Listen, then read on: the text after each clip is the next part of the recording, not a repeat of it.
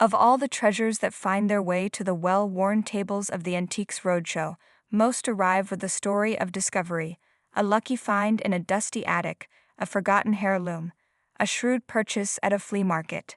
But every so often, an object appears that isn't just an antique, it's a soul laid bare, a story woven not just with thread, but with unimaginable love, heartbreaking loss, and a strength that can bring a room of strangers to a standstill.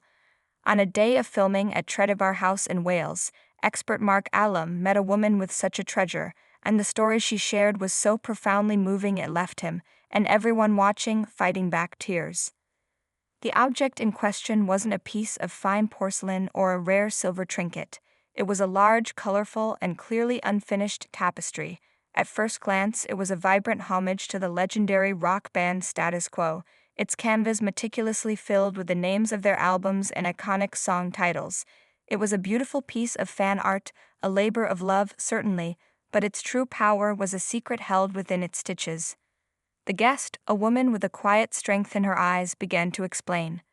"Well, my son was status quo mad," she started, a gentle smile touching her lips. "Absolutely status quo mad." She spoke of the days of vinyl records, a time Mark's Allam fondly remembered, and how the family's mission was to get every new release for their son. This simple act of buying records, however, was more than just a routine errand. "We had to go out and buy it for him," she explained, "because he was disabled. He was in a wheelchair."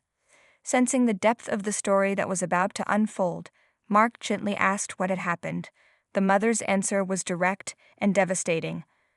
"A motorbike accident at 18, she said. Paralyzed from the chest down, no feeling from here down."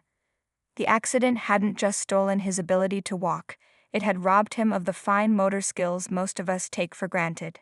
He could move his arms, she elaborated, but he couldn't move his fingers. No use of his fingers. The air grew heavy with the weight of that reality. For 5 long years after the accident, her son, Colin, was adrift. He was told, as so many with profound disabilities are, that he wasn't capable of doing anything. He existed in a world that had suddenly become small and restrictive, his passion and creativity locked inside a body that would no longer obey his commands. But the human spirit is a stubborn, resilient thing.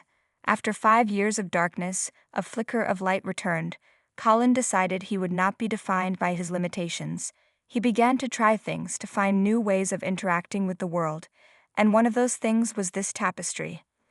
This is where the story pivots from tragic to utterly astonishing. How was the tapestry linked to him? Mark asked, still trying to connect the dots. The mother's next words painted a picture of such grit and determination that it seemed almost impossible. She described the daily ritual in her kitchen: Colin in his wheelchair at the table, the large tapestry frame mounted on a swing in front of him. "Every time we walked through my kitchen," she recalled, "he would say, 'Thread me a few needles.'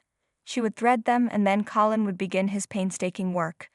With no use of his fingers to grip the tiny needle, he invented his own method.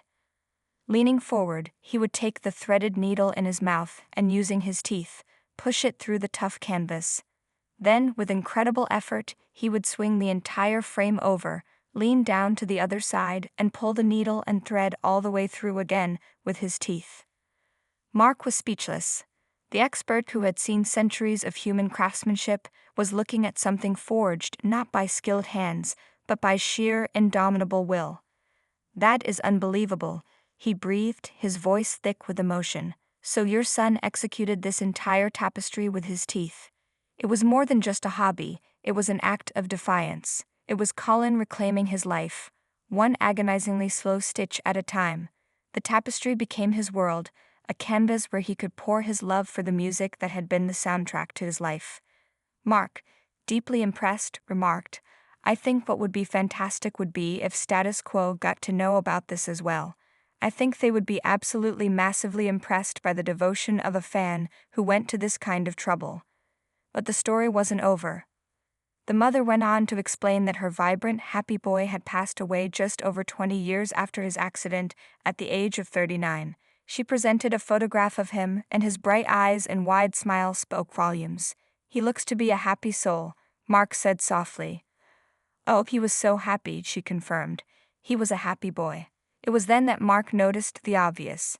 The tapestry was incomplete, with a large section still bare. He never finished it, did he? As someone behind her,